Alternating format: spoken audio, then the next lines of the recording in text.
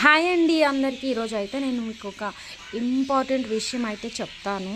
ఇది నేను కూడా ఈ మధ్యనే తెలుసుకున్నాను, అందుకోసమే మీకు కూడా చెప్తున్నాను.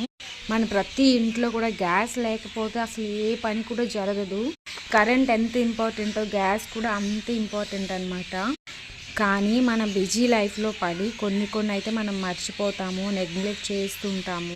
గ్యాస్ వచ్చేసి ఏదైనా ప్రాబ్లం అయితే లేదా ఏదైనా ఇష్యూ అయితే అలా ఎందుకు అయింది అనుకుంటాం తప్ప నార్మల్గా అయితే మనం దాని స్టేటస్ ఏంటి అనేది ఎప్పుడు కూడా చెక్ చేసుకోము.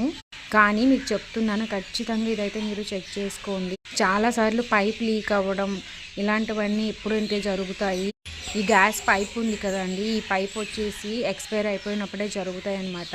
చూడండి, ఇది మన ఇంట్లో మనమే చెక్ చేసుకోవచ్చు. మా ఇంట్లో చూడండి, చూస్తున్నాను, యూజ్ బిఫోర్ మార్చ్ 2029 అని ఉంది. అంటే ఇంకో 4 years వరకు వ్యాలిడేట్ ఉందన్నమాట. మనం అలాగే ఎన్నో సంవత్సరాల తరబడి యూజ్ చేస్తుంటాం కదా.